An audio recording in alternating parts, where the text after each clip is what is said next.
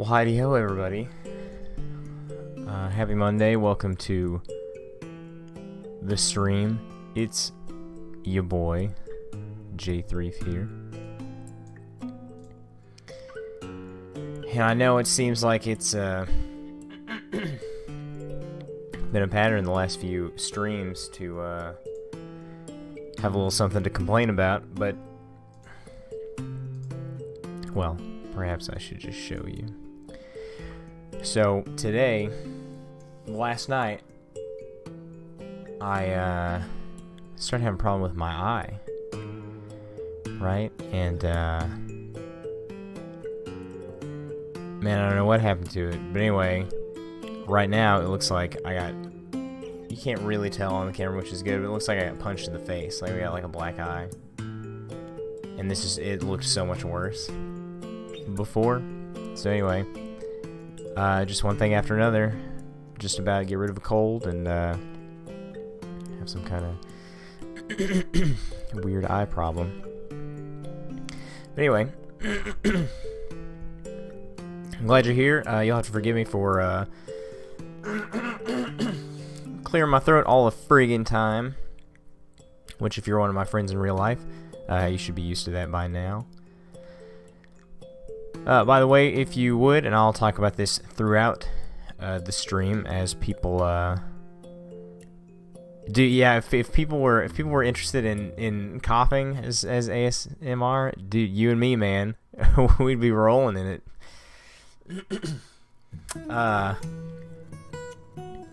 If you would, down in my little description area, I've got a poll there asking what kind of game you want to see next after we beat whichever one we beat first, probably the Cat Lady on Tuesdays. But I got a bunch I got a bunch in my backlog there, so I've got stuff for all kinds of stuff. So just take your pick there. Obviously, there's some overlap, especially with the story part. But you know, if you want a game with an interesting story more than any of those other ones, might pick one that forgoes more technical gameplay, sort of like what we're playing right now. So speaking of that, we're gonna get into Where the Water Tastes Like Wine some more, and see if we can find some cool stories. Just to recap from last time, the way that the game works is we travel around the United States looking for stories. How come my chat, there it goes. Looking for stories. When we find them, we sort of add them to our inventory, and then later we'll meet up with people who want to hear a specific kind of story, and we, you know, can tell them the stuff that we've learned. We have different categories. And there's some that I think we still don't have any. Yeah, we don't have any whatever kind of story the star represents, or justice. So here at the beginning of the game, when people are asking for different kinds of stories, we just have to hope that we've got what they want. We're seeing how far we can stretch. Where's that one?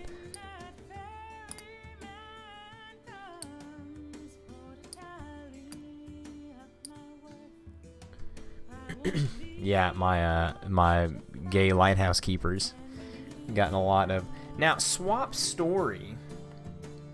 Now, what does that mean? I haven't even done that. Cassidy's verse. So maybe I can only have 3 of one in one category. I didn't realize that. That makes sense though, that I wouldn't get to pick from, you know, a catalog of 200 stories. Interesting. Well, then let's look at that before we start off. Do we have any of these other ones with 3? Maybe Love is the only one that I have 3 of. No, I've got... Okay, I've only got 3 for that.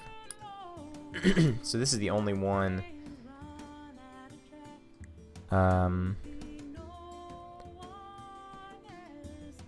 Yeah, that does seem like it makes sense. So maybe like after a story is fully realized, like my Killer Pigeons is going around here, maybe maybe then I can take it off the list and level up some other stories, I guess, if you want to think about it that way. So I guess we'll continue on. We've been in the Northeast this whole time. Not all the way up in New England anymore, but gosh, this map is kind of cluttered. So we've been this far. I think I think it does, Taylor. At least that's the way, because like that's sort of these people that we meet up you know, we open their eyes as we talk to them. So, and once their eye fully opens, it unlocks their next chapter. So let's see. I can't remember exactly where we've been, and I tried to change some settings to just get it faster. Do they actually level up? Like, does the tall tale get taller? They change. People like add stuff to it, yeah. And that's what they always say, is that like the story isn't always true anymore, but it gets better. It's a better story.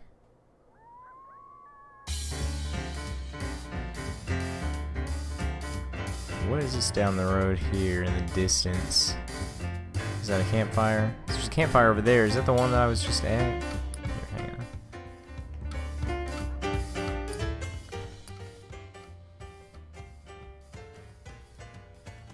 What do my campfires look like? Maybe that's somebody that we've already seen. I'll tell you what. Let's do this. Let's go. Let's just go north. Let's kind of hug Canada for a little bit, and we'll see what's up there. We've got some cities. We got rivers and stuff. So we'll see. Well, we're close to this campfire, so we'll hit that up first. See who that is.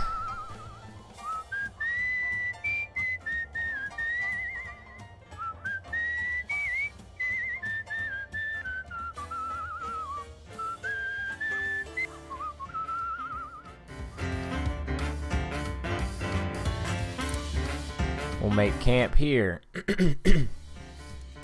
Franklin Chapter 2. Alright. It's a funny thing. Someone looking right through you. But don't lie to me, friend. I know you want to know the truth, what it really means to be a porter. So this is our first guy that we've cleared his first chapter. We told him the stories that he wanted to hear, and then he moved on. The night ended, and he left, and so we're gonna get his the rest of his story. I feel like we still don't know a whole lot about him. We know that he's a porter on a train, so he like handles the bags and all that stuff. We don't really know much about his family or anything. I think we talked about his love life, and he likes women that can take care of kids. But we don't really know anything personal about him yet, so we'll see if we can find out more about Franklin here. Well, I can tell you it's more than making white folks happy. That's just how it's supposed to look. But you go on so long being how you're supposed to, you're not quite sure how to go back to what you are. Though I suppose I can give it a try. So maybe he's out of a job now and doesn't really know anything else besides what he's been doing? Anyway, you must have some funny stories to tell. Share one. Now, I wonder if the same stories that I told him last time, I wonder if they're blanked out. Do I have a funny story? Oh, yeah. So maybe talking to him so soon after the last time, you know, I may not have the stories that he wants to hear. Yikes.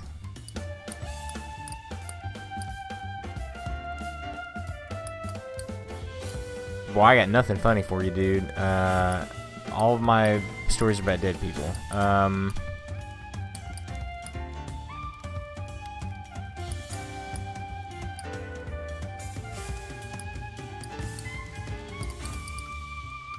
Yikes. What year is it supposed to be taking place? I'm not sure, to be honest with you. None of these are funny, my man. So we're just gonna toss one at you. Maybe the corn farmer and his children, where the worm crawls out of his face and he tells me to leave. How about that? Is that funny? Okay. Let's do this one. about a meteor in the sky. That's pretty funny, huh? Not sure my brothers will find that one particularly scary. I've heard some porters say that even up in heaven, we gonna be the ones making the beds, shining the shoes, and cleaning the corners. I believe it. You got any stories with a bit of excitement to them? Yeah. How about the one about the strange clamor on the streets of Boston? That's exciting, right? I'll try to find that out. So, Taylor, does that one scare you? Not sure about me. they're not supposed to be. The past.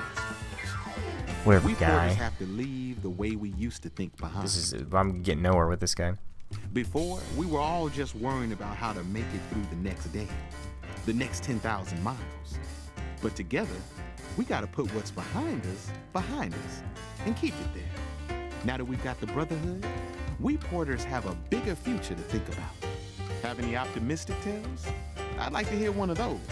No, they're all about dead people. I've given you everything I have that's good and nice.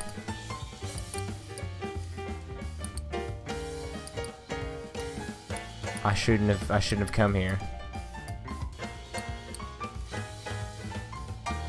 You know what, man?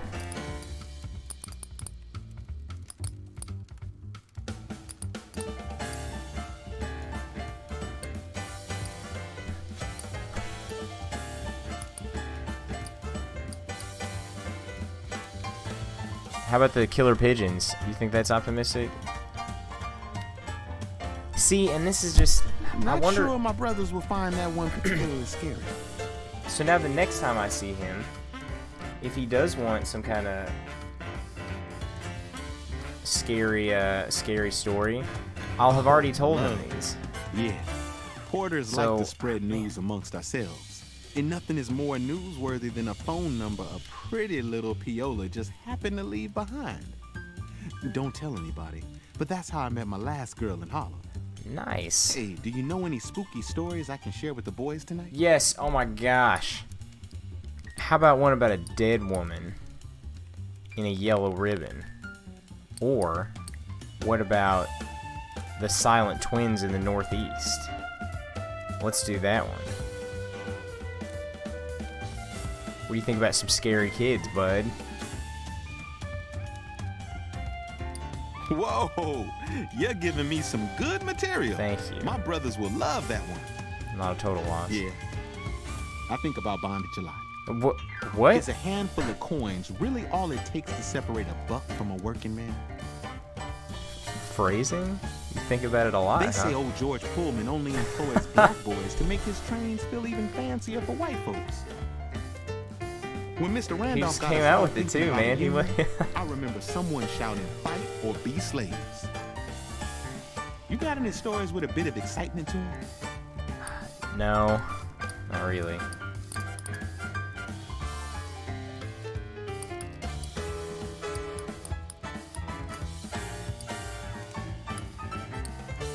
See, the problem is that...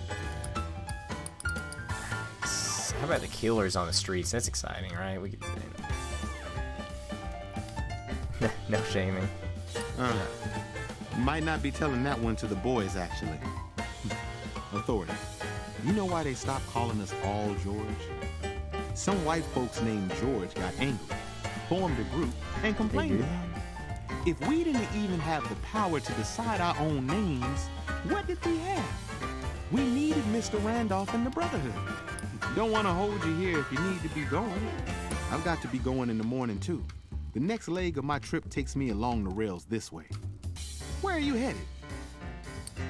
If we cross paths again, I'd like to tell you more of the truth about what it's like to be a porter and what it's like to be in the Brotherhood. Keep an eye out for me, all right? All right, so we did still find out a little bit more about him, even if it didn't actually progress the story in the game. Where did I say we were going?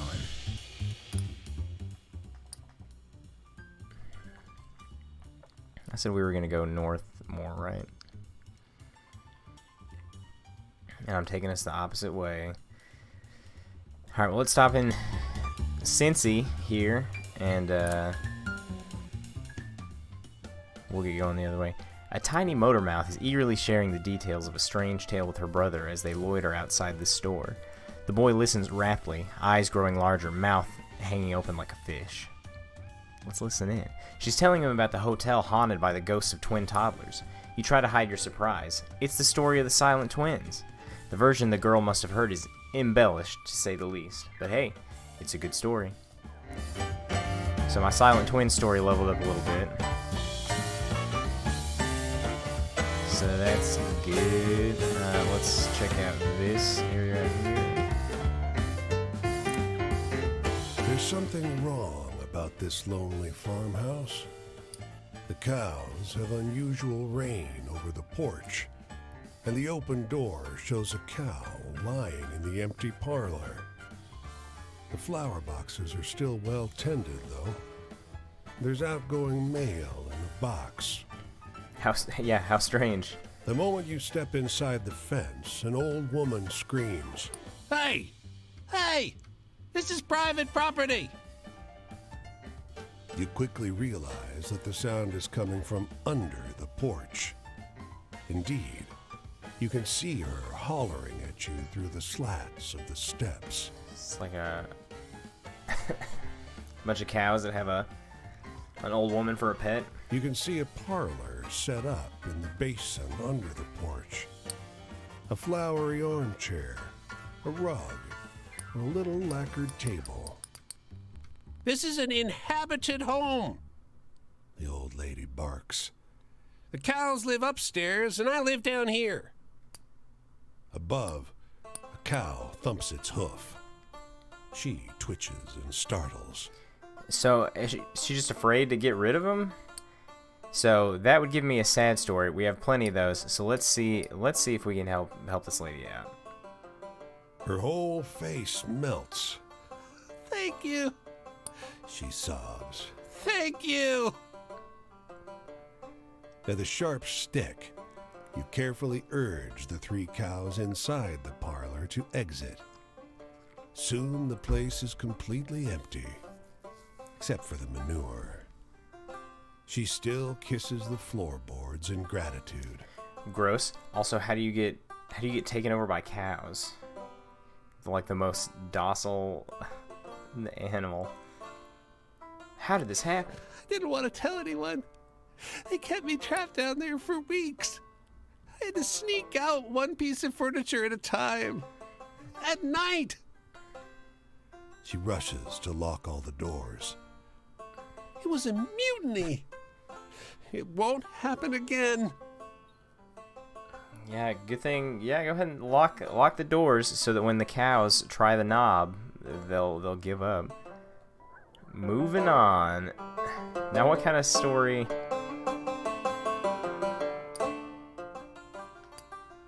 Where does that fit in?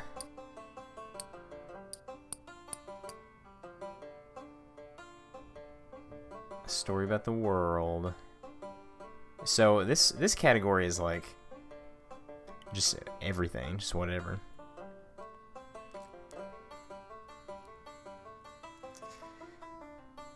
Your mom had a crazy fear of cows, huh? Well, okay. Then I guess that would be her.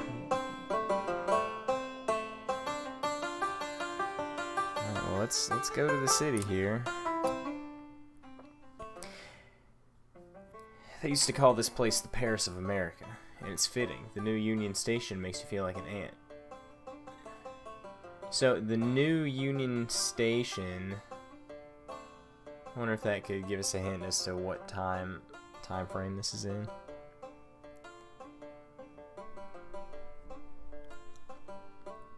Oh yeah, we could have story time in real life. Did your mom have an incident with a cow? Because I mean, they don't.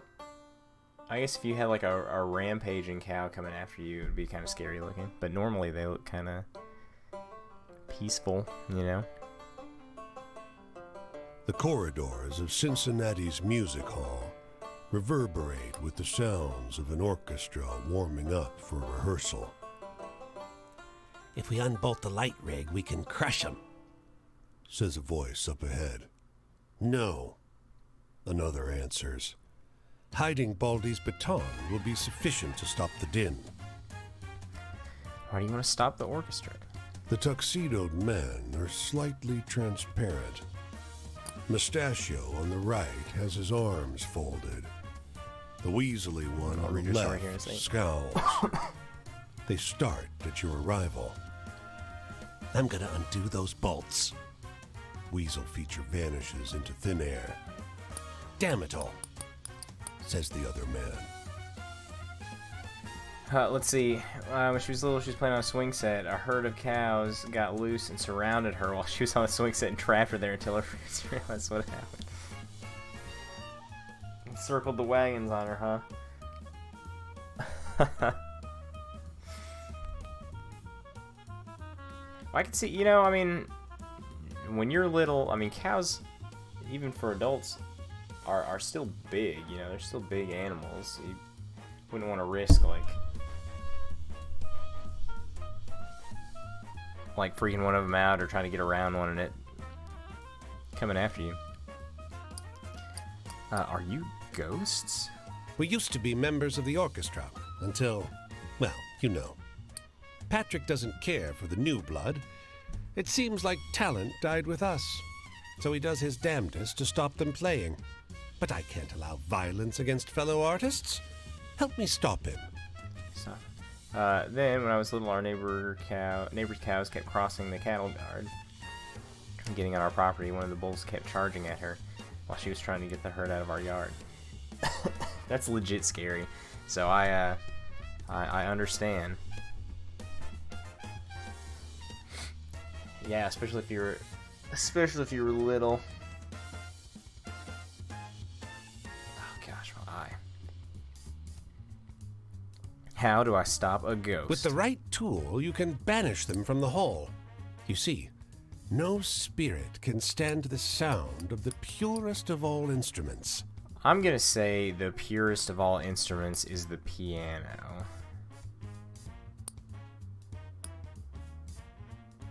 No. The violin, then? No. The sousaphone. That's the purest of all instruments. Yeah, dude. She told her students the story quite a bit, so one year a student got a cow beanie baby and hung it from a noose above her desk. She kept it for a long time. That seems like something that she would like a lot, actually. No. What's the purest of all instruments? He shakes his head, exasperated. No. The triangle. Triangle is the purest of all The orchestra instruments. has one, but the percussionist's a sop. He never hits it right. If you can get there, you can ensure the only thing brutalized here today is Chopin. Let's go into the hall. The orchestra is midway through practice. They're in dire need of it. The percussionist dozes on his stool. Everyone's oblivious to the muttering from the lighting rig. We've got to save these people. Go for the triangle! You sprint down the aisle and elbow through the incensed musicians. The percussionist falls off his stool as you clamber over his xylophone. You grab the beater and bring it down onto the triangle, eliciting a pure, resounding note. And Bing! the rafters ring with laughter. The mustachioed ghost appears next to you, doubled over, invisible to the furious orchestra. I never thought you'd fall for that. The triangle, for God's sake. Thanks for shutting them up, though. Tricked by the ghosts. That's a funny story, though. That's good. We've got a funny one. Debated by some ghosts. Let's see. We're good on money and stuff, so I think we can just get out of here. Okay, so now I'm determined we gotta go north. So, and we're not gonna talk to him yet. Again, we want to go through Indiana, Illinois, and then go up to Wisconsin.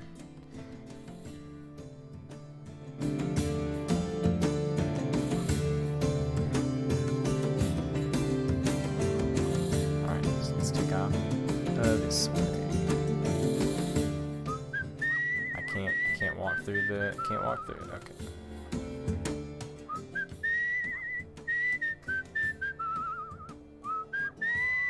Get out of the way. How come I can walk on some water and not all water? We got all kinds of stories up here.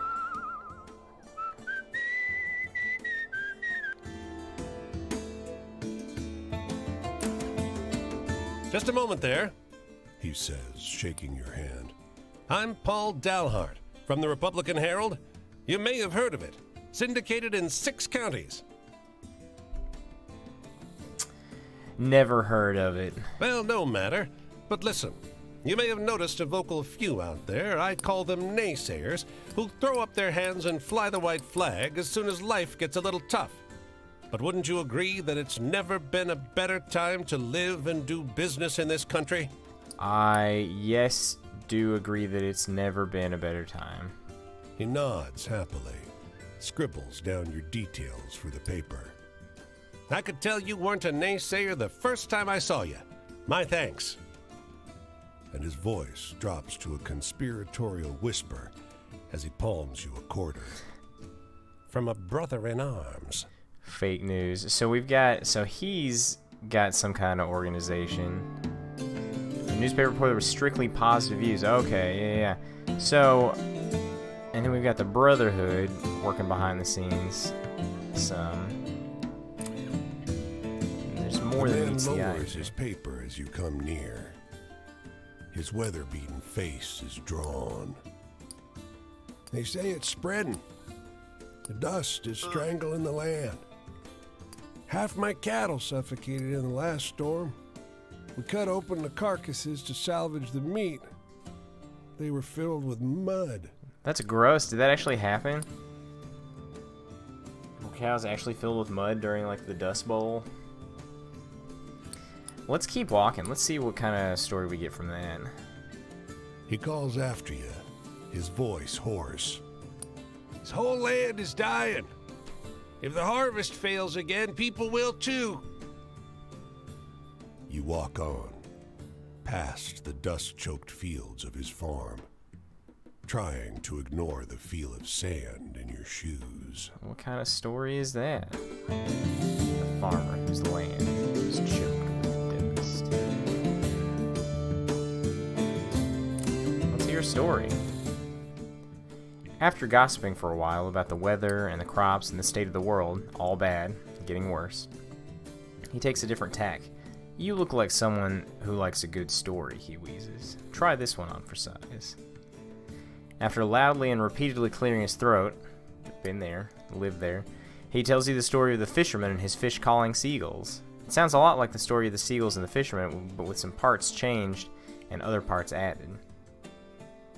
When he grins up at you at the conclusion of the tale, you give him the effusive praise he's apparently expecting. You'll have to remember that version, even if it's not quite what happened. It's a good story. So now, it's not that the seagulls represent that there are fish coming. It's that they are actually calling the fish. Interesting.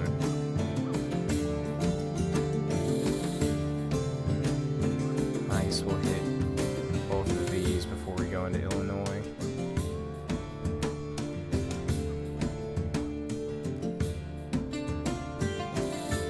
So now I wonder if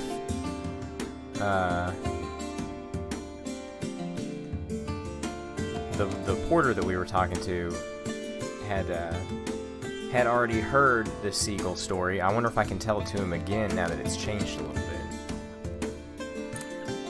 You've seen migrant camps before, and they tend to look like the town dump. This one, though, on a good day, this could pass for a town. Starched white tents stand tall and many, and a stroll through the grounds finds you neither. We'll see. The next time we meet trash up with that nor guy, trouble. we'll see if we can. You hear some chatter tell him that from one a again. large tent on your left. On your right, a tent in the shadow of the trees emanates a soft buzz. Do we want to go with some chatter or the soft buzz? I'm thinking the soft buzz. That sounds more interesting. You pass through a shroud of flies into a curtained Oh, no. waiting area. The air is pregnant with the stench of rotten meat. Hello, The Von area is Hatten. empty. Welcome Almost to the clean, stream. except for the black stains that have seeped into the soil. There's only the curtain, Things are not going well which reaches all the way from one end of the tent in the country so the far, other. it seems. Only the curtain with reaches all the way from one end of the tent to the other. Oh no. Ugh, I don't want to open it. It wears a black overcoat and a white porcelain mask with a fat, Why did sharp I go in beak. here? There's a butcher's knife in its gloved hand. This is the pest house. It snaps in a woman's voice and yanks the curtain shut. Yikes. Some kind of plague doctor.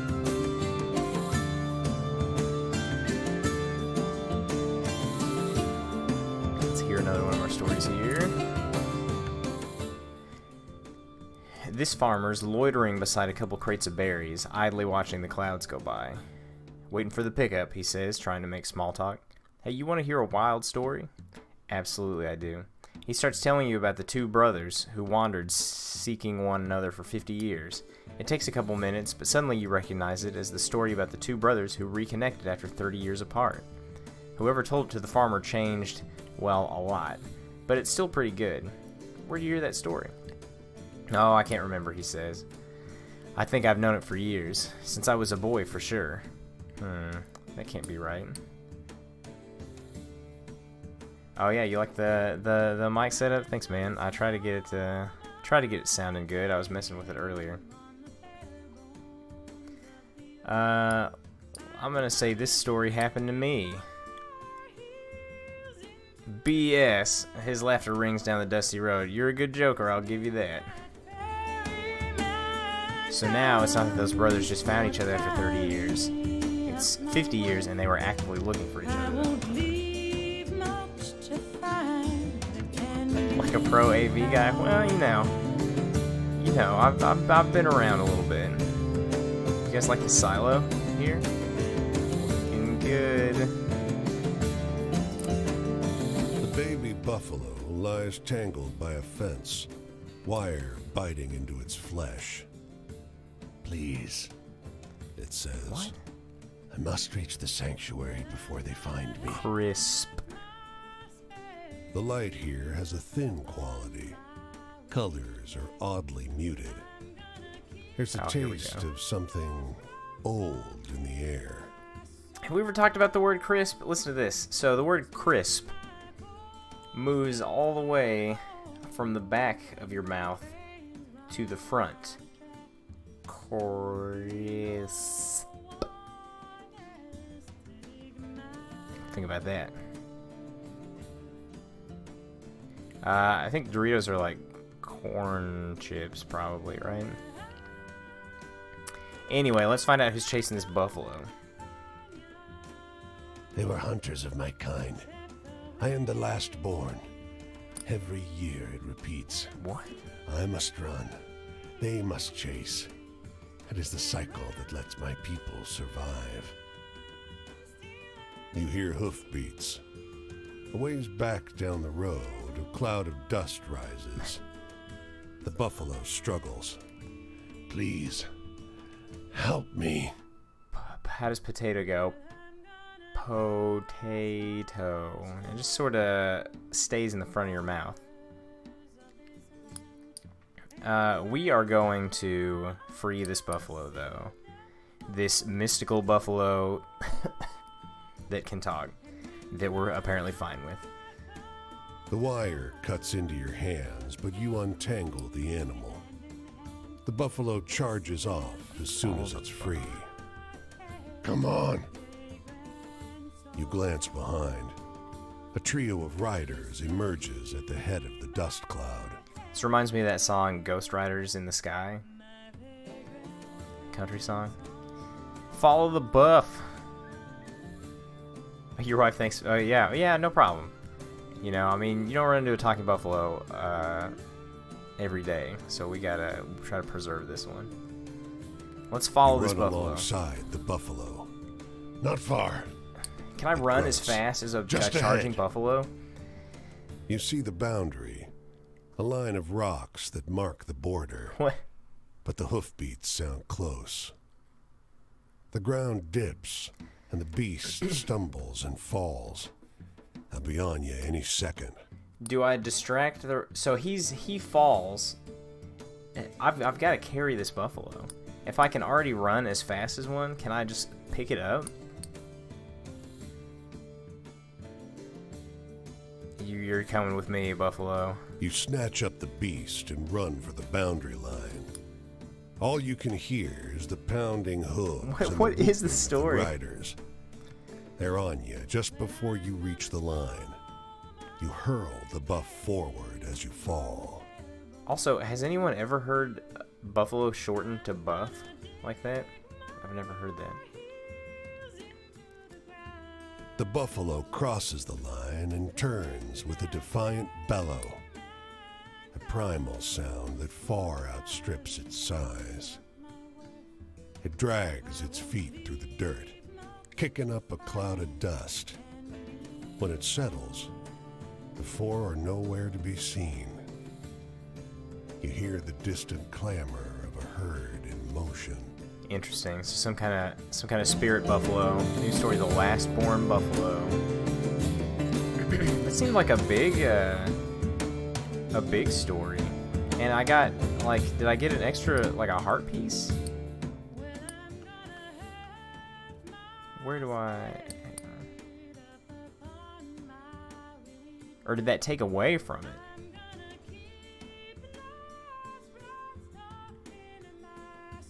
I think that hurt me, actually.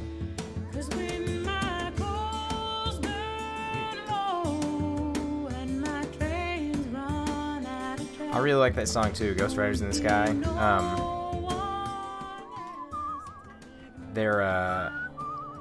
There's like a punk rock cover of it that I really like. And then I also like the Johnny Cash version of it.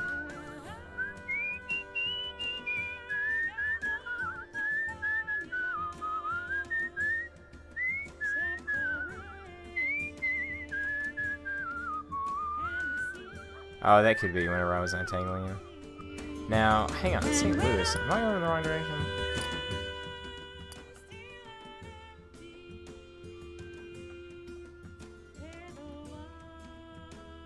I am. I need to turn to the right. We need to go this way. I guess the next city I find, I need to heal up a little bit. Here, you know what? Let's...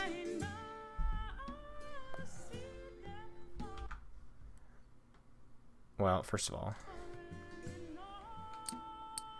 options, sound.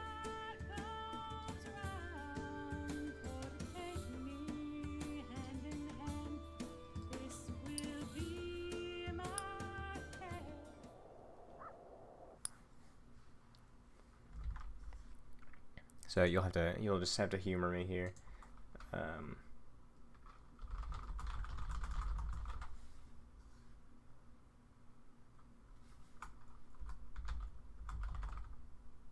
it is.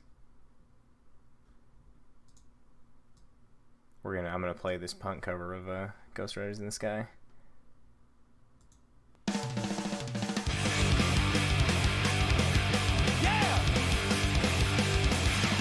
Cowboys are riding out one dark and windy day. Our punter is arrested as they went upon their way. When all at once a buddy heard a red axe shoot they saw a plowing through the ragged sky and up the cloudy draw. Yeah, no kidding. Yeah, it's pretty neat.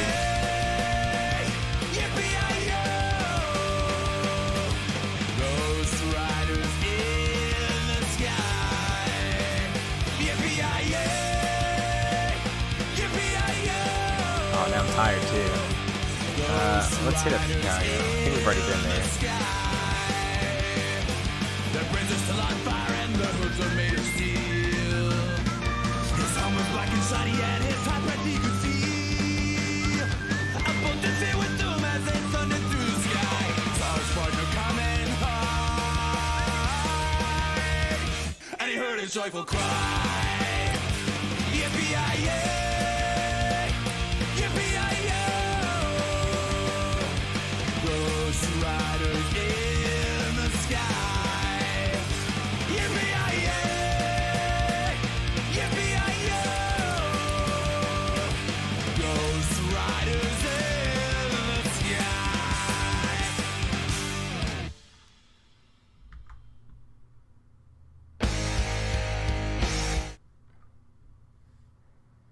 So anyway, that's my favorite version of that song. You're right. Now that part's gonna be muted, so I hope hope everybody caught it the first time. Let's see. Oh man, I only have enough to buy. So I need half a heart, and then I need some rest. But it looks like if I get some whiskey to rest, that'll take all of my money, because that takes sparkling money instead of just half money.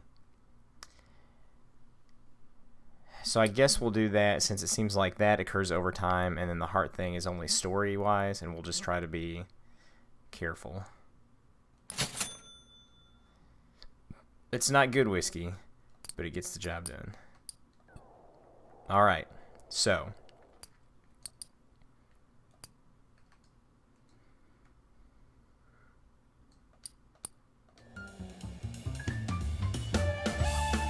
we're heading up to Wisconsin.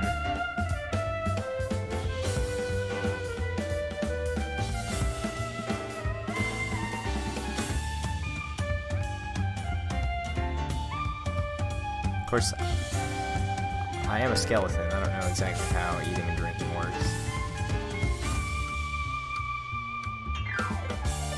Oh, here's a story. We'll see which one of our stories changed here. Hey, it's the berry guy. He's just somewhere else. Waiting for the pickup. Start telling you about the ancient battle still raging on Boston streets. It takes a couple minutes, but suddenly you recognize it as the story about the strange clamor on the streets of Boston. Whoever told it to the farmer changed, well, a lot, but it's still pretty good. Think I've known it for years. Leave him with the tale. You thank him for his story and start to mosey off down the road. Keep cool, friend, he calls after you. So now, it's the battles are definitely happening on the mean streets of Boston. Alright, what do we got here?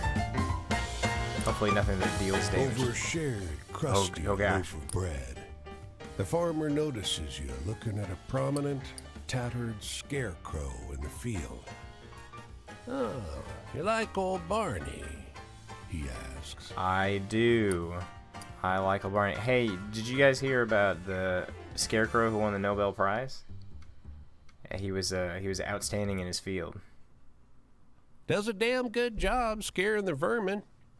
Shame about the real fella. He was a funny one. Old Barney hiding out in our stables and lofts, just passing along. That one's for free. You can reuse We that liked one if you him. Well, all except the sheriff. Barney never harmed nothing.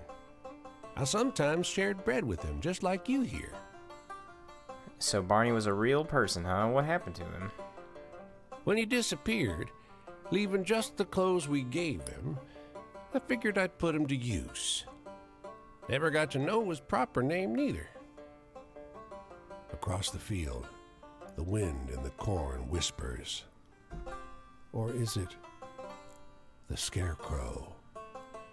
Did they kill Barney and make him into a scarecrow? Old Barney the Scarecrow.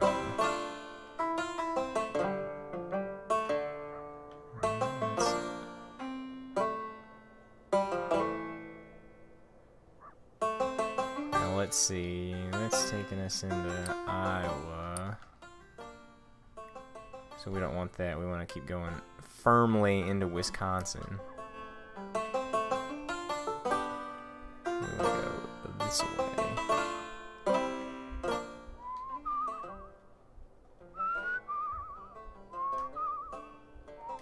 Come on, that was a good joke.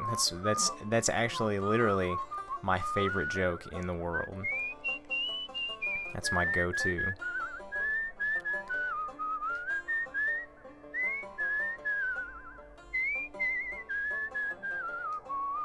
Maybe something over here. There's nothing out here. The 231 is also good. It's also good. Man, I'm dropping a lot of frames. I wonder if something's going on behind the scenes. If something started downloading or something. Let's check behind this mountain. Here's a story up here. I wonder if there's something behind there. What is this?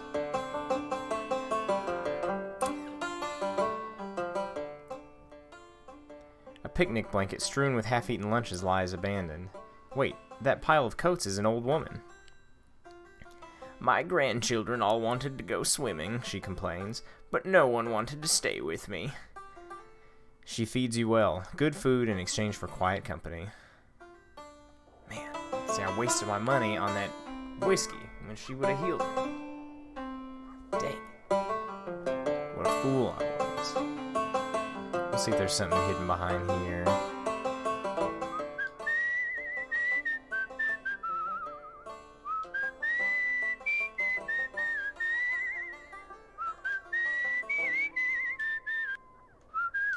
If this were like a Final Fantasy game, there'd be something back here.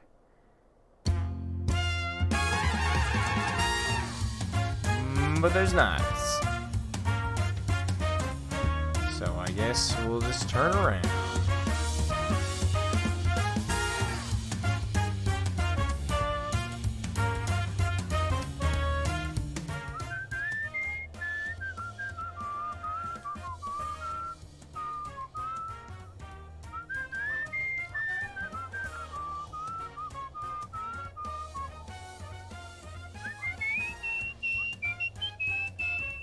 I don't think there are random encounters in this game. You just have to find spots on the map that have stuff.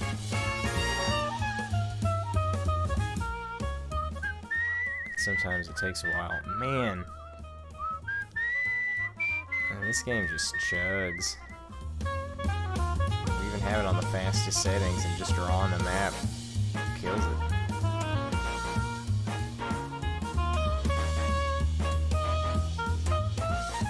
Oh no, I can't cross the river. I thought I could.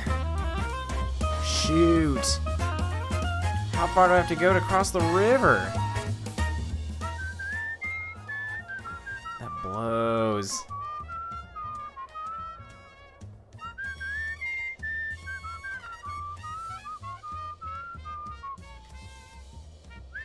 I have to go so far.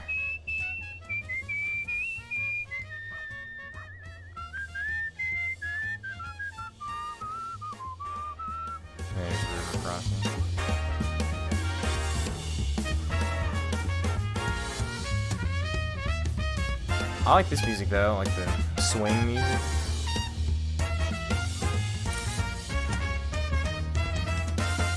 Does it just put me across there? What a dumb thing to have in this game. And now I can't go anywhere.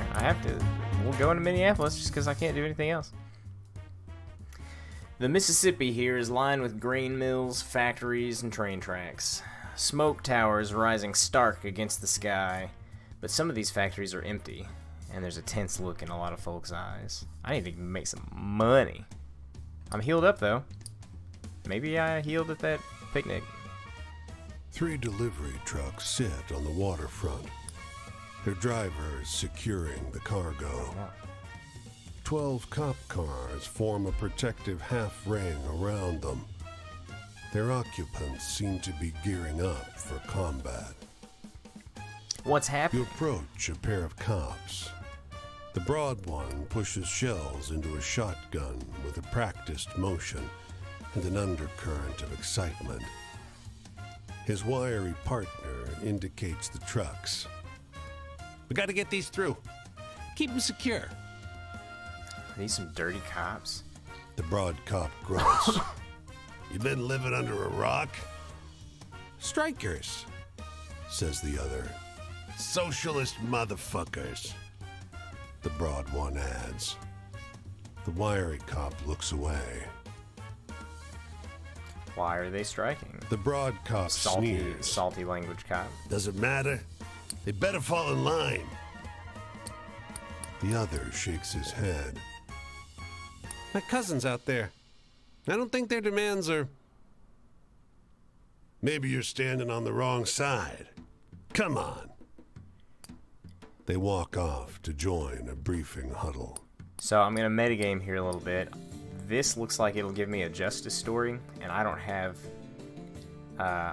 anything in that category yet. So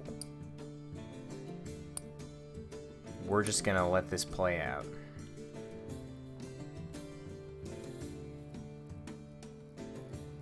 Plus, I can't sabotage a cop car. Like, that's no good. Whatever your feelings, there's nothing you can do.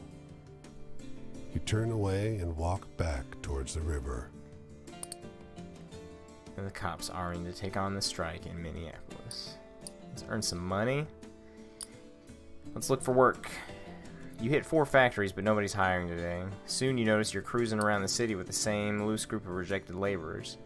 Coughing men in baggy clothes, women with babies tied to their backs, an older fellow with only one hand. Nobody wants us.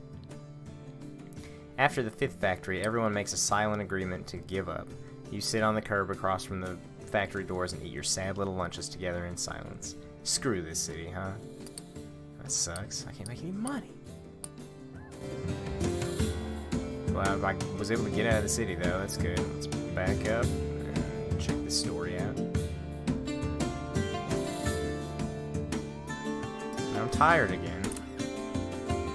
Stacks of suitcases grind the parked Model A deeper into the dirt. An extended family inside defies the carrying capacity of the vehicle. The driver leans out the window. Want this? He swings a violin around by its neck. Sure, what? 10 bits. We need it for gas. You hear a muffled pounding from somewhere within the car. Well, I don't have that much that's true. I'm gonna decline, though. He doesn't need to know. He doesn't need to know how much money I have. The back door breaks open, and a girl crawls over the laps of dusty bodies. Don't you dare! That belongs to Louise Ames! She shouts at you. Louise Ames! She's dragged back into the writhing nest of limbs, and the door slams shut. On your way, the driver tells you. You go. Alright, well, I don't know about all that. Louise Ames violin. I wonder who that is. Alright, so I need to go this way if we're trying to head up toward Canada. Into the vast reaches of the north. And hope we can find some rest.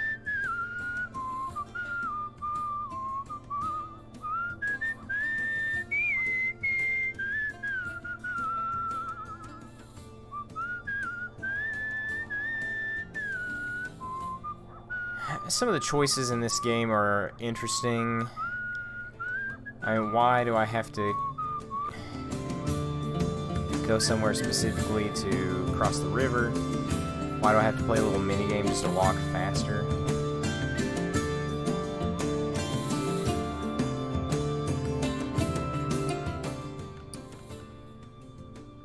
So we're in South Dakota. We kind of want to still go north more, though, don't we?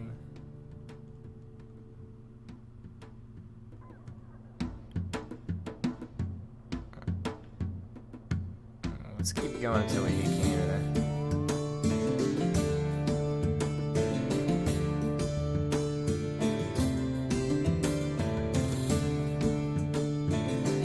Maybe we can hitch a ride.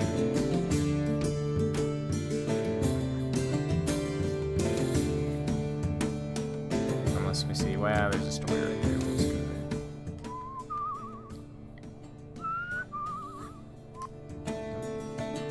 I messed up a little minigame.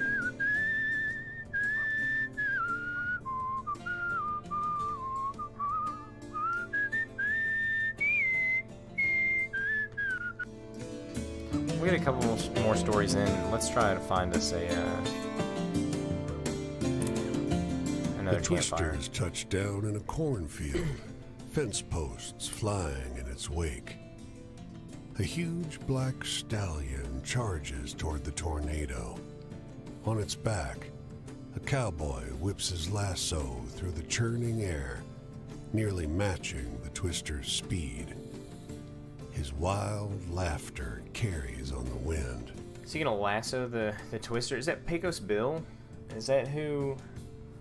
Is that the folktale about that? God damn it, Bill! Yeah, Bill. Another man hollers, clapping his hands to his hat to keep it from flying off. Quit being a damn fool! The man on the horse turns toward him and flashes a beatific grin before digging his heels harder into the horse's flanks. Man, I need this category because I don't have one yet, but I really want to watch him. So that's what we're gonna do. His Stetson goes flying, caught by a gust. He doesn't seem to notice. He barks a single yee-haw as he stands in the stirrups, leaning into the whirlwind. In a moment, man and beast are enveloped in the storm. All you can hear is Bill's wild laughter. Bill, the cowboy who rode into the storm.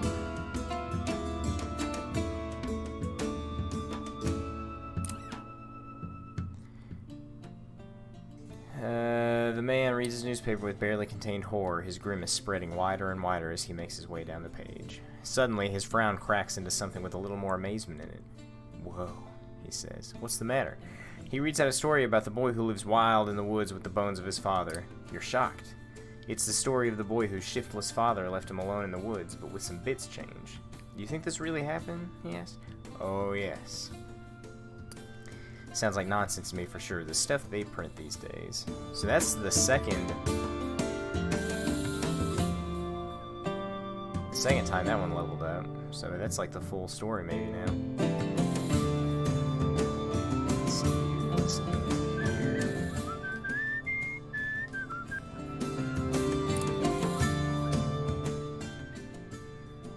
This half-finished house provides good shelter from the wind, and the construction workers are already packing up their tools for the day. One of them sees you sneaking in, but just gives you a wink. Try the basement, he suggests. The advice is good. You find a spot for a long, cool rest. So now am I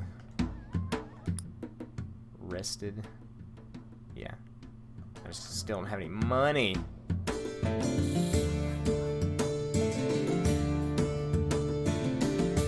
What a bro. Yeah, no kidding, man. A Looking hurried out. little girl collides into you with a wheelbarrow full of hay, nearly knocking you out of your shoes. Oh, I'm so sorry. You nod, but the way the girl fusses over the wheelbarrow, was that apology meant for you? Some beady little eyes in that wheelbarrow. Are you lost? Lost? Me? No, not at all.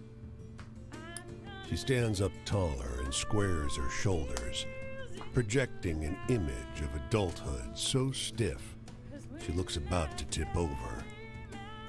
But I guess I could use a little help. Can I ask you something pretty, please? Absolutely. Well, I found this critter, but my daddy won't let me keep it unless I take real good care of it. Relating this dilemma has put her on the verge of tears. Do you know how I can be the very best pet owner in the world? The very best pet owner in the world? Food and shelter. Just take care of your pet, you know? The girl bursts into hysterical laughter, like she just heard the funniest joke. Well, I don't know how to feed it when it don't have a mouth. The laughter fades, and her look of worry returns. What? Any other ideas? Lots and lots of love, I guess. She smiles so bright. That's all it What takes? is that thing? Gosh, I already love it so much. Yikes. Yeah, speaking of pets, what of it?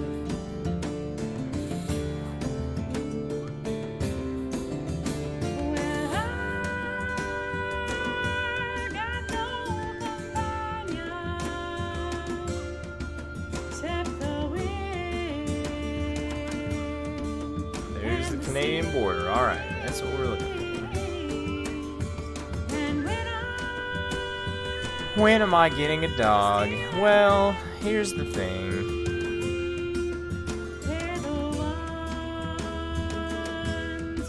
Why would I get a dog?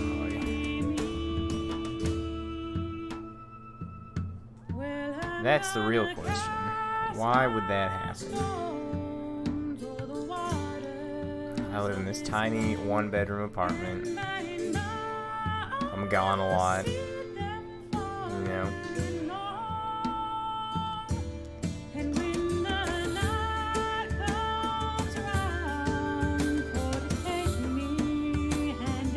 I don't like getting up early or going outside. You have to do that when you have a dog.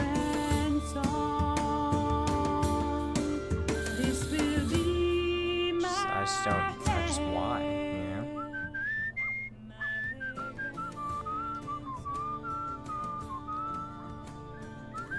Did it all for the meme. What? The meme. Sorry about the cough, you guys.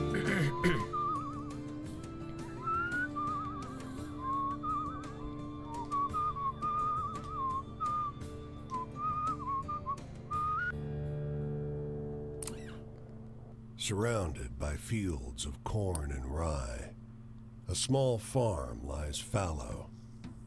Its tiny stable crumbles into disrepair, and foxtails sprout from its fields. Let's go into this farmhouse. Inside, the sunlight filtering in through two small windows turns to hazy gray shafts in the thick dust that blankets the interior. There's not much in the way of furniture, but on a rustic kitchen table, a handwritten note catches your eye. Never opened. Well, if there's one thing that playing Betrayal has taught me, it's always read everything, and nothing bad will ever happen. It's addressed to Martha and unsigned. Her name is written in the stiff letters of a man for whom literacy is more a formality than habit. Let's read it. If you find this, I'm already gone. Don't come looking for me. Rest is scratchy spirals and circles of halfway readable writing about the noises from the cellar and the hunger in the darkness. The cellar door at the edge of the abandoned kitchen calls to your attention. You know we're going down in that cellar. The door is unlatched. The ground below is deeply stained with some dark residue you can't identify. Upon it, only ancient piles of chains and manacles, slowly turning to rust. Okay, something was down there.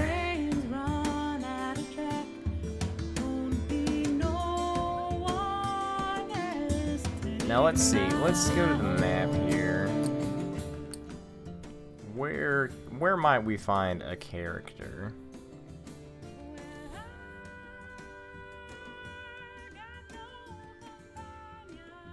We're pretty far away from anybody important. Man, they've got them all spread out. So, I guess let's just keep going across. Eventually we'll hit Washington. We'll have 2 people up there. 2 new people. Now our stories, we've picked up a couple more. Do we need to swap any out? What we'll have to do is make sure that, like, when we talk to that porter guy, we'll have to swap out some stories before we talk to him.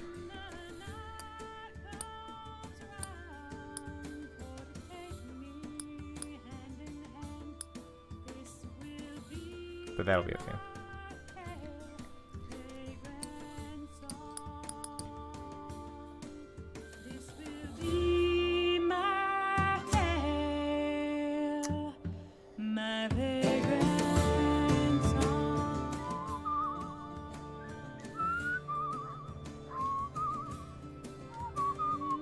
Let's see if anything is up here.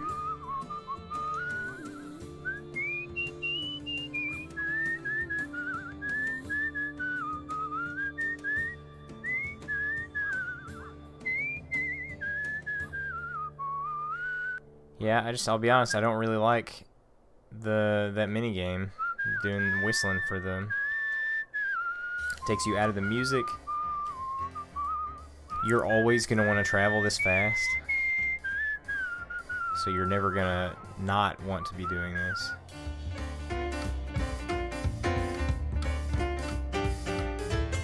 We're gonna miss the store, but we'll come back and get it after we cross the river here. Just want to check this little corner of the world, see if there's anything hidden up here.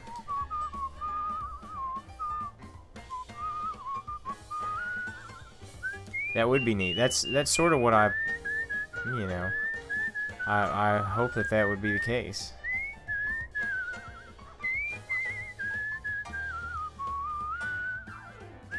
And I know that that's possible, because I mean, like, games have done that for a long time. Think about Super Mario World. Whenever you jump on Yoshi, the music changes right then. And it's not like, in this case, my whistling isn't as I'm hitting the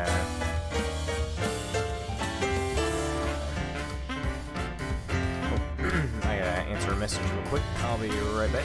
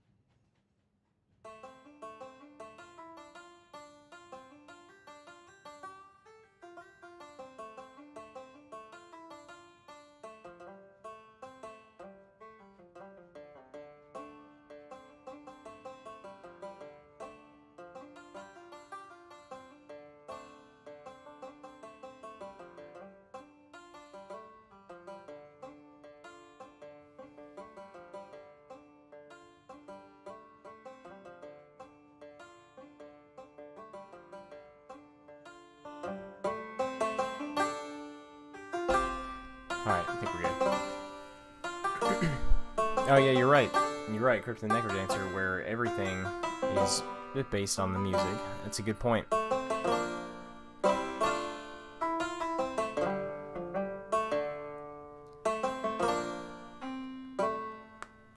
Now, I don't know in this game what happens if I run out of stamina or health. I don't know if I die or what. Can I get over this mountain? Maybe I can rest over here. I become a story. And the game starts over. That would be awful.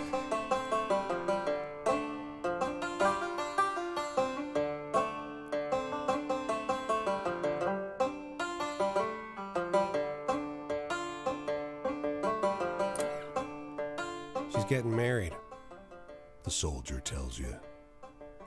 The two of you observe the church from the dusty road, straining to hear the faint joy of the ceremony transpiring within. I fought for 10 years to come home because she said she'd be here, waiting for me. And look, can you believe it? Can I believe it? And that kind of thing happens, man. I can believe it. So what am I supposed to do? What does she expect? That I should throw myself from the nearest cliff? Walk into the ocean? He snorts, sets off down the road. I don't want him to hurt himself. I'm gonna follow him. He seems surprised to see you a few steps behind. No, he says. Where I'm going, you can't come. It's only then that you notice. There's something very wrong with his eyes. A lot of these have an awesome opening like that, and I wish I could hear the rest of it. What happened? Oh, I need to see if I can rest here. That's what I was gonna do. This house is abandoned. Boarded up windows, unruly window boxes, and a gate rusted completely shut. You hop the fence. In the backyard, you find a garden shed with a door that shuts tight. While cars rumble by outside, you get a long, safe sleep. I guess you're just what I needed.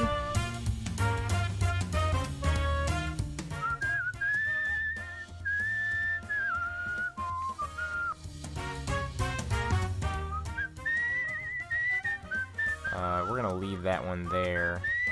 A little house that looks like maybe I can rest there. But I don't need to do that anymore.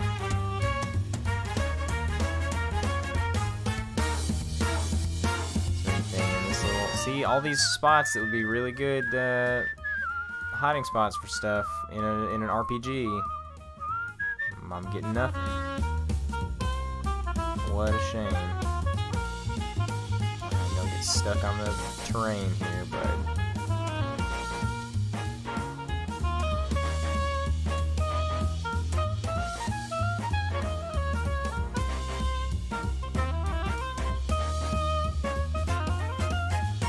Let's head over to Billings.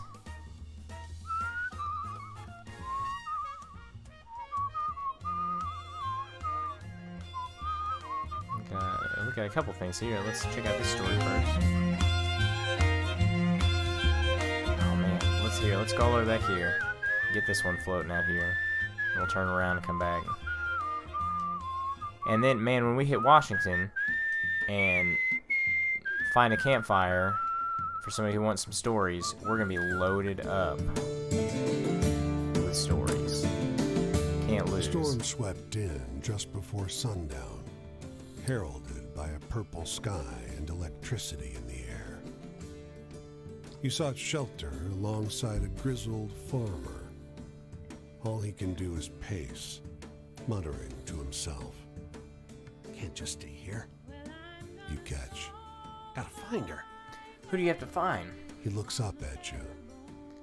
My daughter was out down the road. He balls his fists. God. Fuck this. He hauls open the door, shielding his face from the fierce dust. He runs out into the storm. Let's help him out. The dust scours your skin, and razor winds I have no whip skin. at your clothing. You struggle for breath. The maelstrom has turned the world murky red. Oh, this is gonna You don't hurt see me, the isn't farmer. it? Keep You going. press on through No. the storm. You see the farmer up ahead. He's on his Oh, knees. Jesus. A great, dark shape made from swirling dust looms over him. Watch out! You manage no more than a cough. The dust thing engulfs the man in his body. The storm whips faster. You can't breathe. You have to get back to shelter. You make it to safety, but don't manage any sleep.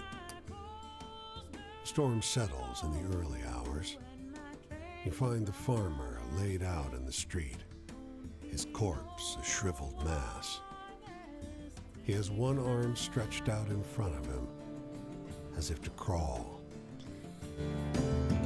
Crazy monster in the maelstrom. Hopefully nothing hurts me now.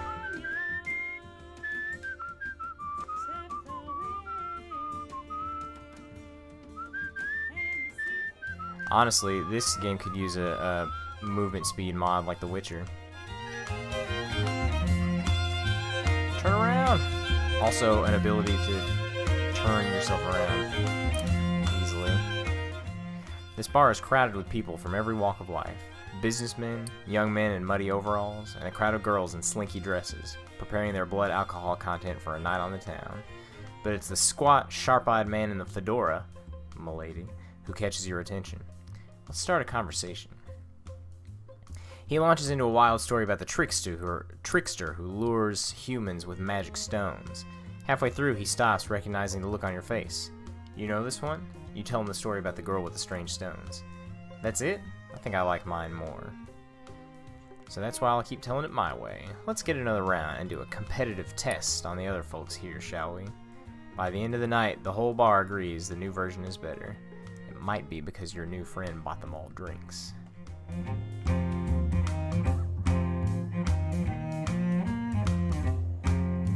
Because now it makes the story a little more malevolent. The Chinook salmon, having come to the end of its journey, is a grotesque beast. Oh, hey, another Raven A story. great curved hump on its back, and that deformed hook of a jaw. The raven perched on it is unusually large, with a fat tuft of black feathers wrapped round its neck like a mane. With one practiced peck, it strikes at the salmon's blurred eye and pops it like a grape snapping open under your teeth. After tasting the fluid inside, it turns toward you, beady black eyes glinting in dying sunlight. How no do I feel about this? You want some? I can't eat this all by myself.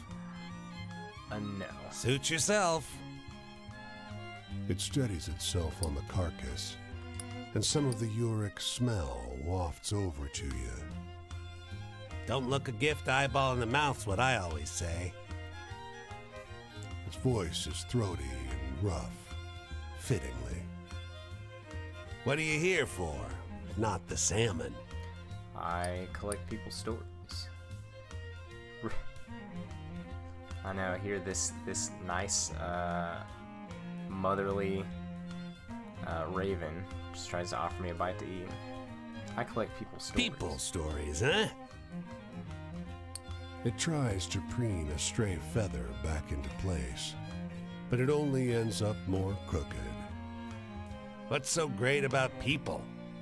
You should collect raven stories. Much better. Alright, tell me a raven story. Well, this one's a secret. It flaps its wings and flies towards you, perching on your shoulder. You see, there once was this raven who liked to... And then, instead of finishing his thought, He just snaps at your eye with that sharp needle of a beak. What the heck? What hospitality are we talking about now? I'm gonna dodge it like a boss, though. You flinch and close your eyes instinctively, losing your balance and taking an ungainly fall onto the soft sand of the riverbed. "Ha!"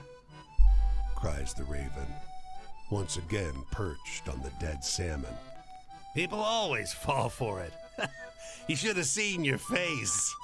I don't feel bad about refusing his eyeball now.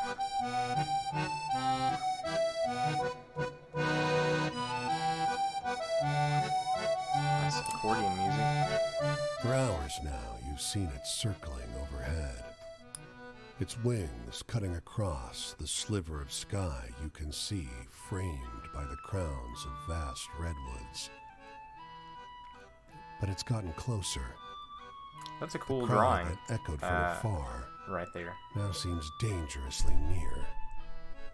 Man, I wish I could draw. I have no artistic ability whatsoever. Like, the graphics and stuff on the stream here is like the pinnacle of my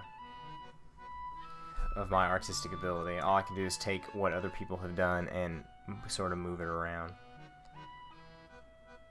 And suddenly, the eagle swoops down, claws splayed before it, wings spreading into a crescent of knife-sharp feathers.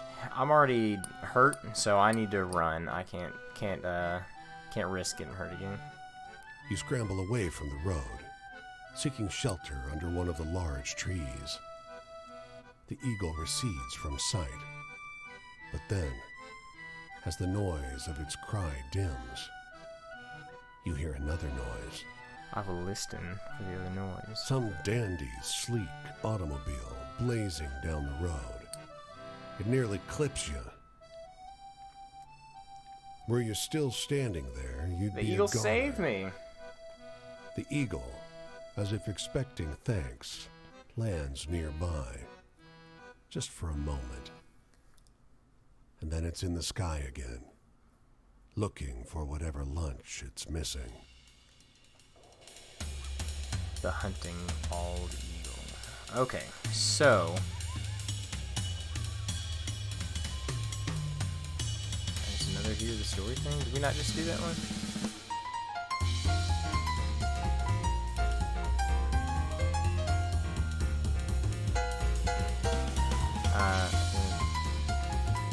So I guess we already did this. Why is it still showing up? Weird. Okay. So which way are we headed right now? How do I get these other items? Do I? Oh, I probably get them from those guys. Maybe after I beat their story.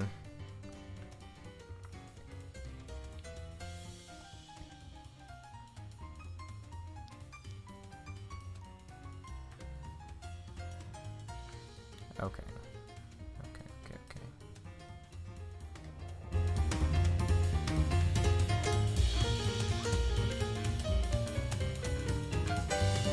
Maybe we'll hitch a ride here.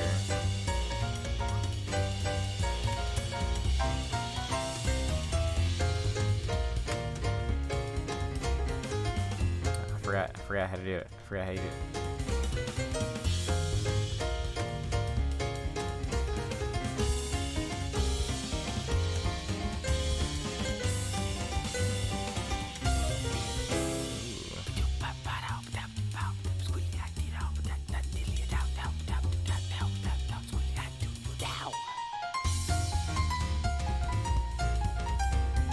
I forgot how you hitchhike.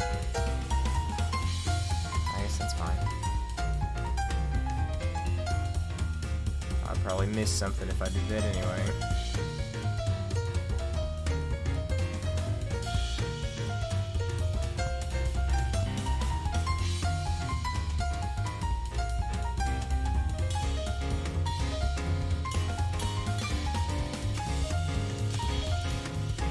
Alright, am I going in the direction I think? Sort of. Oh yeah, I had to get around that river.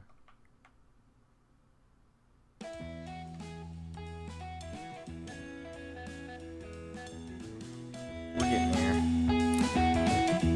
Bang! The screen door clangs in the wind. Downstairs, you hear low murmurs. The wind again? Or voices? You were sure this house was deserted. Let's In investigate. the living room, two young women are entwined atop a sleeping bag. One has her hands tangled in the other's bright red hair. I can't believe we found another haunted house. The red-haired girl laughs. A floorboard creaks under your feet. Is it a ghost? This will make a One good companion yells. story for my gay lighthouse keepers. I'm not a ghost, just a The skeleton. red-haired girl is jumped up between you and her companion, but relaxes her stance at your words. Well, if you're talking, you probably aren't a ghost. The blonde says. The red-haired girl looks to her, then back towards you. What are you doing here? What are you doing here? The other girl draws up straight, We emphasizing the word. are having an adventure. Well, The red-haired girl squeezes excuse her me. hand. She turns back to her companion, her eyes shining. Your presence goes unnoticed as the two resume their hushed conversation. That's fine. You guys do whatever it is you were doing before. You spend a while in the cool shade at this gas station. You notice three kids sitting beside their family car while their parents argue loudly with the cashier inside. The children seem embarrassed. You see the oldest brother lean over and distract his siblings with a story. He starts telling them about a cloud tinged with a color no human had seen before. You realize almost instantly that he's telling a new version of the tale of the light from the sky, but with new, exciting, over-the-top details. When the parents come stomping furiously out of the gas station, you make yourself scarce, missing the ending of the boy's new story. But the part you heard is definitely easy to remember. It'll stick with you for a while.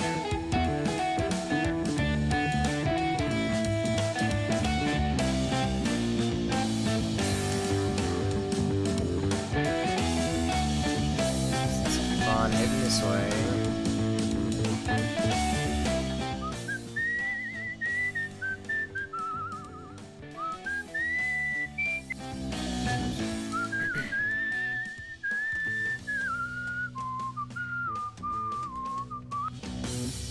I'm tired and hurt.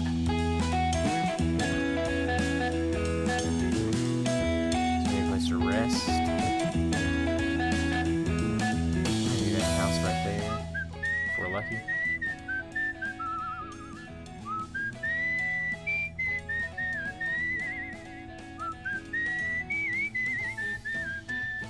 Maybe. And I guess we wouldn't be so tired if we didn't walk everywhere, but I mean, we miss, everything.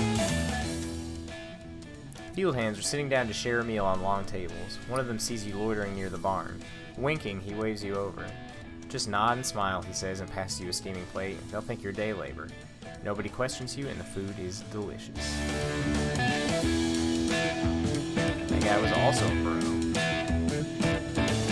Now, am I going to trap myself if I keep walking this way? So let's follow these train tracks. I guess. Yeah.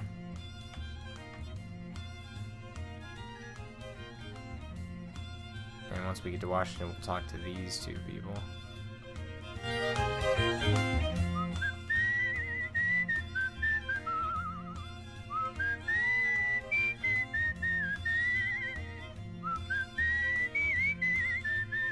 I need a city, though, so I can make some money and heal up completely.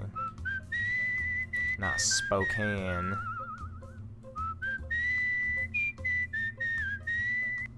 But it'll have to do for now.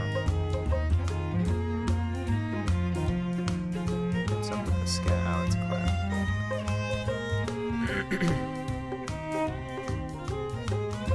Ah, there's our campfire in the distance. There's they are. After gossiping for a while about the weather and the crops and state of the world. Oh yeah, we already talked that one. After loudly and repeatedly clearing the story, he tells you the story of the blessed lighthouse sanctuary where souls in love could find respite. It sounds a lot like the story of the two lighthouse keepers, but with some parts changed and other parts added. Cool. The blessed lighthouse sanctuary. The inn is the only respite from the rain outside. I like the word Enormous respite. trees dwarf even the largest buildings and homes here, and the inn is no exception. But you find its interior as dark as the forest outside. Let's have a No one look is around. behind the bar. The quiet of the night is broken by the sound of glass crashing into the floor. A huge black tomcat, its coat taking on a moonlit sheen, laps experimentally at the high-proof hooch that it just spilled. I shall approach the cat. You try to lean over the cat to pet it, but something about the malevolent way he stares at you gives you pause. The beast pads into a darkened doorway, entering the back room of the inn. Let's follow it. You light a match to see by in the darkness, What? but you still nearly trip on her. A woman, presumably the landlady, her eyes gone glassy and foggy. And on her chest is that damned cat, snout to her face, sucking in the air from her dead lungs. Yeah, I've always heard that you shouldn't let. There's like an old wives' tale. You shouldn't let cats around babies because they'll steal the air from their lungs.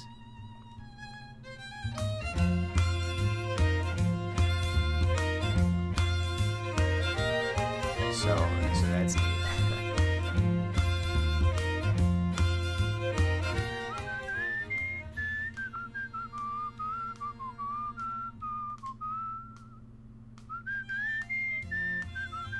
Let's cross this river, the Columbia River.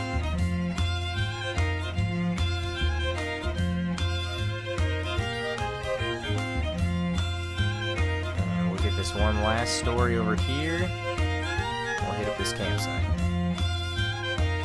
'Cause we're tired. And we'll meet some new people.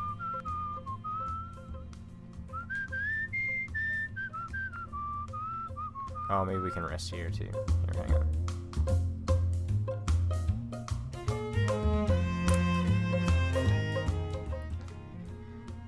Wow, this guy is creepy looking. The school sports shed is unlocked, so you bed down in the pile of football pads. You're soon woken by a teacher dragging in a bag of dirty baseball bases. Don't mind me, he laughs. Just be gone by morning, okay? You keep your promise and get a full night's sleep in comfort. That guy's face, though, will haunt me. His tiny little demon eyes. One A more story. plank has been precariously raised as a tiny jetty over a creek, cutting its way through the woods. She's dressed in a simple baby blue dress of the same cloth as her daughter's. Both are bent at the waist, staring into the clear water. Hello. It fell somewhere in here. Can't have gotten far. She has the rocky voice of a distraught person who's unused to being distraught. Hey, you! She runs toward you, looking through displaced locks of wavy black hair. You see my ring down there in the water? Let's take a look. Your eyes scan the bottom of the water, looking for a glint of metal fine. among the moving shimmers of tiny, silver-scaled fish. You reach down into the water, gingerly grasping a narrow band of gold. Oh, Lord, thank you so much. She beams, all but stepping into the water to take it from you. If you hadn't come around, I'd have lost my grandmother's ring. Well, goodness gracious. The ring's magical. the young girl blurts out. Her mother gives her a mock stern look, as though the daughter has just given away a big secret. You drop it in the river, and it grants a wish. Ooh, what'd you wish for? The mother laughs, shaking the water from her hair. Why, I wished a stranger would roll into town with some stories. That's me. It happened. What? See, and if this were Be the Means playing the Witcher, it would have boned just then. That would have been enough.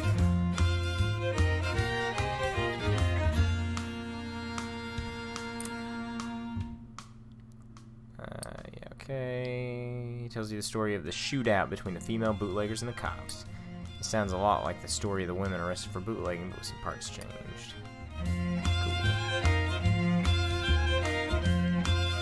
Now it's a shootout. Alright, let's make camp. All I wanna do is camp. August. Whoa, You check see out me this here? guy. You think you know me? I didn't start out in the gutter. I was raised right. Mama this guy taught me to looks- read off the Bible. But I'd save up my nickels for the collection plate and buy story rags instead. That smell of wood and paper. Anyhow, you got any stories that end looking up? I miss those hopeful ones. Yes, I do. I have so many stories for you. Ugh.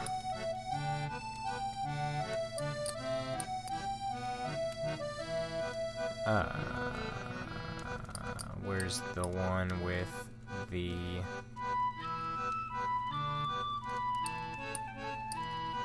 The two brothers who wandered seeking one another 50 years. Go! Leaves a warm feeling in your chest, huh? Yeah, it does. Family wasn't all hard. My mama caught me reading once, but she just told my daddy I was out playing. She loved me, she did. Yeah, boy, I'd hate for your parents to find you reading. So I miss them blood-pounding adventure stories. You got any like that? Yeah, I do. How about the shootout between the female bootleggers and the cops?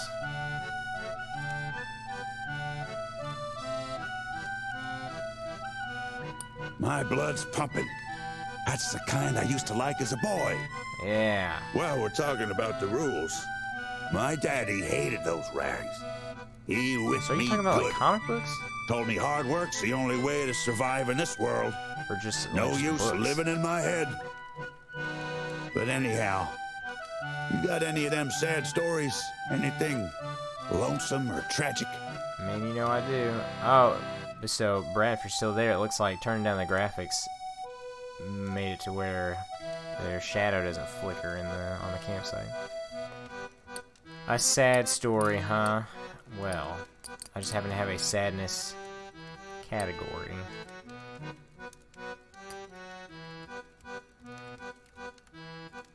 Let's talk about the dead boy in the grain silo. I like the hard ones when they end good.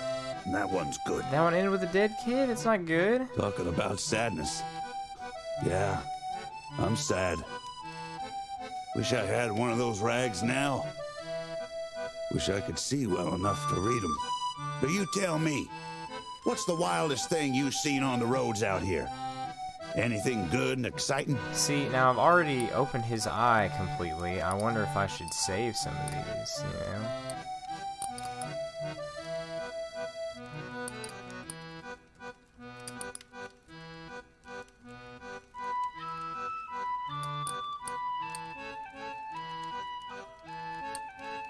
How about the story of Bill, the cowboy who rode into the storm?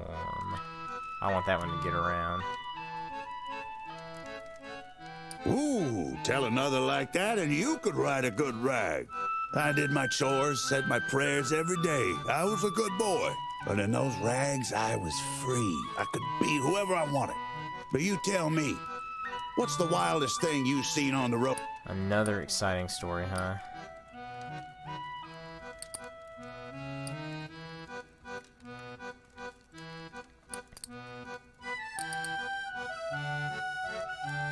How about...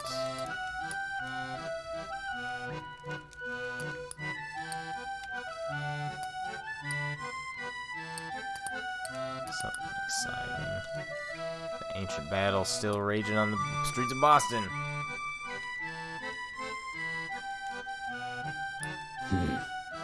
When you've seen enough real horror in this I world, didn't like cheap that one. tales don't do it no more. When it comes to the past, I remember those stories better than what I did yesterday. Right now seems to slip away, but the past never leaves me. My daddy wanted me to quit reading them rags. Said it kept me from hard work. Got his wish, but he didn't get hard work instead. Anyway, I'm headed out this way when the sun comes up. I like your tales. Hope we cross paths again. We definitely can. You're still very close by. The sailor. And now we got his thing in our roster here. Where's that other campfire? Starts telling the story of the revenge of the passenger pigeon. You realize almost instantly that he's telling a new version of the tale of the killer pigeons. So now they kill for revenge.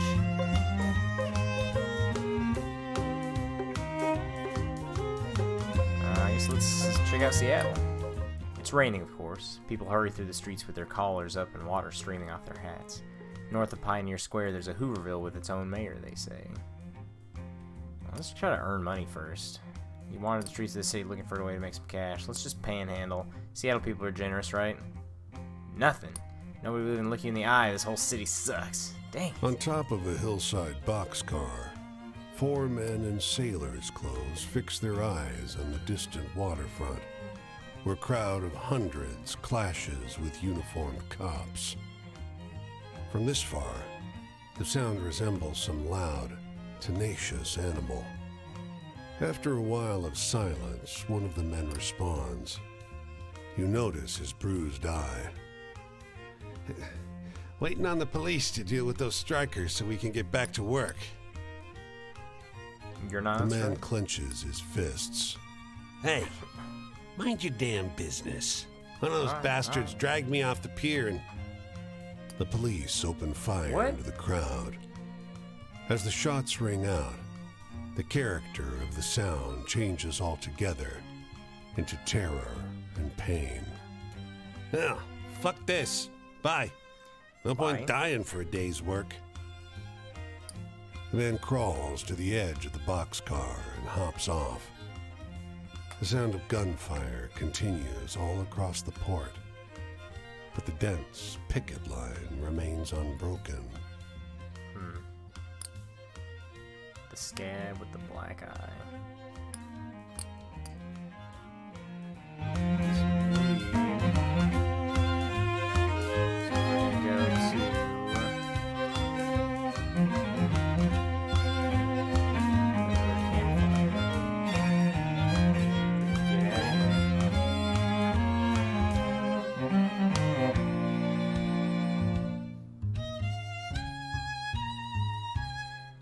And I guess we'll clear out this little peninsula there before we go.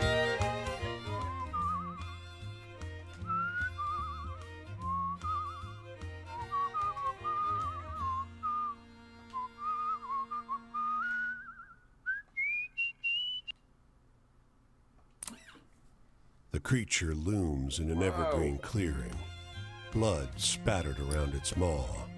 One enormous paw still buried in the flesh Jeez, all of the the man animals are sprawled terrifying in this beneath it. game.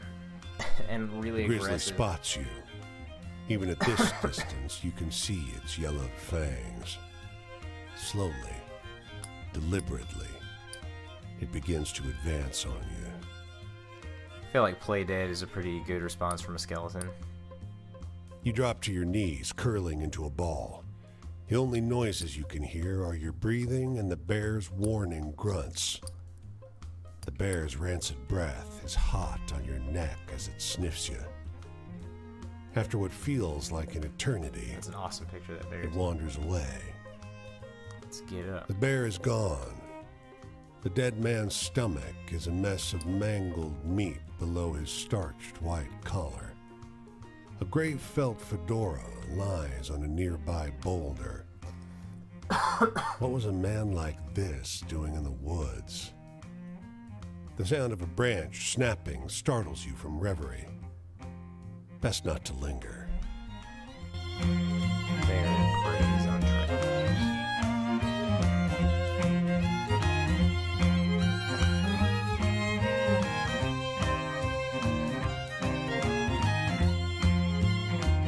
Come on. Let me turn around. Timber! You hear the splintering crack of old growth breaking. A tall, broad man looms in the clearing. He casts a shadow almost as long as the trees. A handful of other men gaze at him with admiration. A slate blue bull stands to the side, That's Paul Bunyan. slowly chewing on a patch of grass. God damn! Shouts the second largest man, scratches his beard. Come on, stranger, give it a shot. Try your arm against old Paul here. So we've had Pecos Bill, Paul Bunyan. He gestures to an axe lying atop a jagged stump. We need a. A couple laughs John flow Henry. through the crowd. I wonder if he's in this game somewhere. You strike out at a reedy spruce. The axe thwacks into the trunk and roots there. Maybe so. Maybe that's You wrench the, it out, the animal that I swing rescued. again. Your rhythm is shattered by wood splintering. Your opponent has just cut through two thick evergreens growing close together in one fluid movement. I won't give up. Keep chopping. Thwack, thunk, thwack. The huge lumberjack is cutting a circle around you, I want Paul Bunyan's barely respect. stopping to let one tree fall Because I keep trying. before he strikes another. The bearded man shakes his head, watching with amusement. Another lumberjack claps him on the shoulder. Let's keep going. At last, your tree falls. The bearded man steps forward and shakes your hand. Don't feel bad. No one can match him. I'm not even sure he's human. He looks at the woodcutter, now scratching the ox's ears. You gave it your best. That counts for something. Thanks, man. The woodcutter with incredible strength. Alright, I'm gonna leave that there just in case we ever are back up here needing a rest.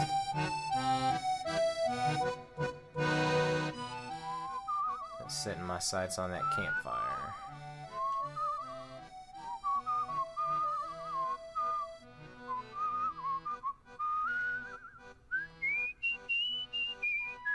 Can I cross here? Oh, come on.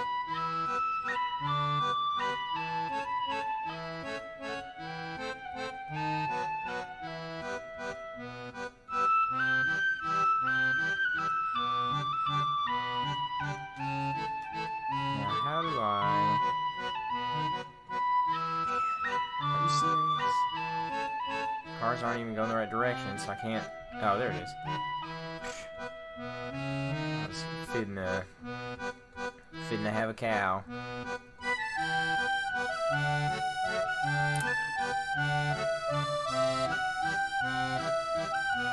Let's hit this campfire up.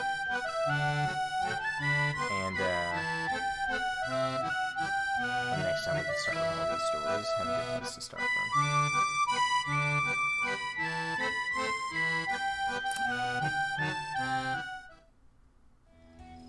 Rose, full of hope, full of grace. Well, hey there. What's happening, stranger? Pull up a seat if you want to share. It's like a hippie woman. I guess my deal is pretty clear. You probably see 100 long-haired, bangle-wearing freaks on the road every day. We're the only ones still hitching around, I guess. Bummer, because this is a beautiful place when you take the time to smell the flowers, huh? So, got any good, hopeful stories? Anything about what the world should be? I do. What about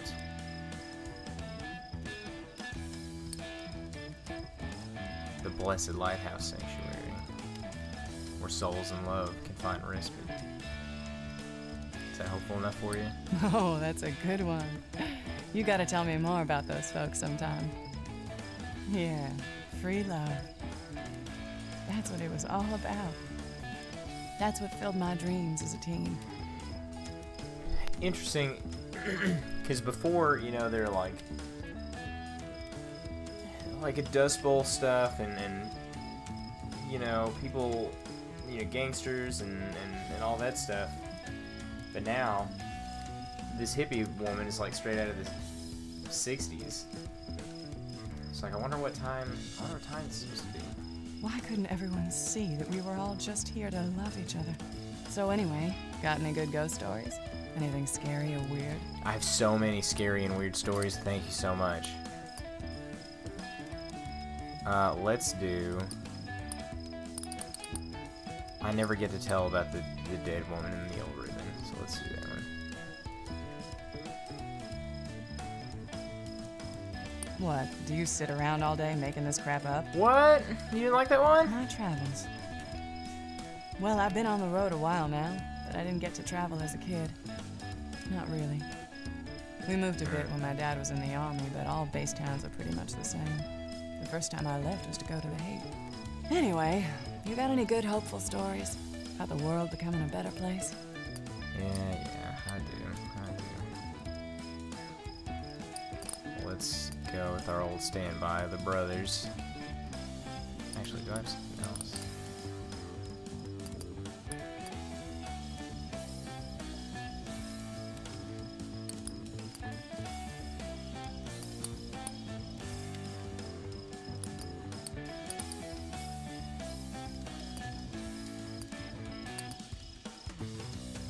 Yeah, okay, whatever. Tell me about your family. Oh, that's good. I'll share that one when I get back home. My family? Well, they were just normal, you dig? Real Pleasant Valley Sunday squares. Voted for Nixon, hated the commies. Alright, the so same we're way close to everyone Nixon did. in the timeline of this game. But anyway, let's keep it grooving. Tell me something funny. Funny, you want some humor. Well, I've got you covered. You just wait. None of those, because those are sad and about death. Let's do... Where was it? Did I already use it? The Mischievous Ghost, Cincinnati Music Hall. That's funny. They tricked me about the triangle. Ha! Ah, you got a groovy sense of humor, stranger. Good. I was worried about that one. Traps. Yeah, I felt trapped, stifled, unable to grow or blossom at home. The first time I ever felt free was on my way to San Francisco on the Greyhound. $32 in my jeans and a daisy plucked from the parking lot in my hair. So, got any good hopeful stories? Anything about what the world should be? Probably not. I probably don't have any more of those. Let's try the buffalo one, then we'll see. Maybe that's hopeful that he survived. Huh. Sounds like some kind of done movie. Alright, whatever. This country. Well, I didn't hate our country, of course, far from it. How could I? It was the only thing I'd ever known. I just thought it was wrong to go burn other people in their homes. Well, there it is. And I feel like I've been doing all the talking. But the sun's coming up soon, so I gotta get ready to go. Heard some interesting stuff about a group of folks getting by up this way. Alright. And where are you going? What's your deal, Seeker? What's the future hold for you? Admit the Rose Chapter 2 now available. And we got her story. So we gotta kind of remember stories they have already heard, I guess. Look at all that progress. Look at all the stories. And I guess it probably doesn't tell, huh? Man, I never got Quinn's chapter. Summer flies and August dies. The merchant marine, the hippie, the hobo kid, the pulling port. Alright. I think we're gonna stop there for tonight. We swept through the north.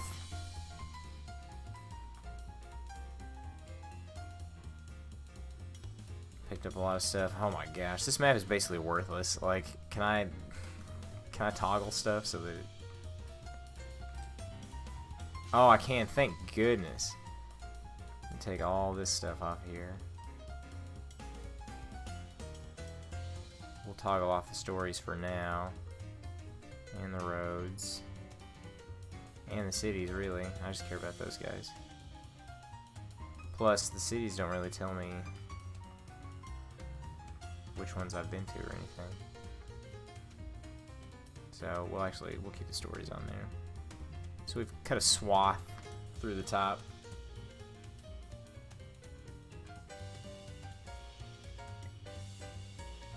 So maybe we'll just do like a...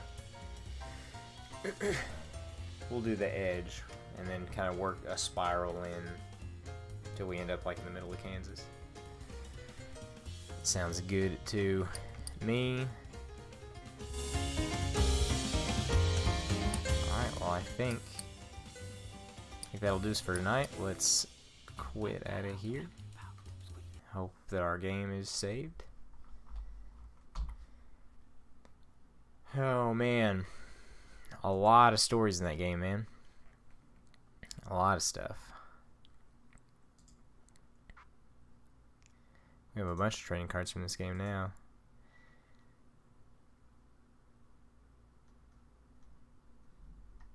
A bunch of duplicates. Thanks for watching, man. I appreciate it. Thanks for the compliment about the microphone. It's always good to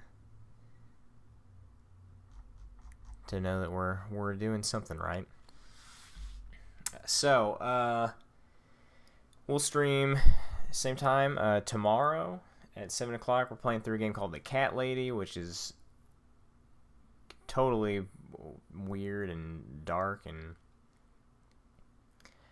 it's a game about how we tried to kill ourselves, and this woman in purgatory, I guess, or the ruler of death or something, won't let us die until we go back to the real world and kill 5 of these bad guys. I don't know, it's super weird. And then presumably when we can finally die, we won't want to anymore. We'll find a new lease on life, and you know, we'll see. But anyway, and then in the meantime, this week you can check out my good friend Be The Means, his stream. He just got affiliate status here on Twitch, and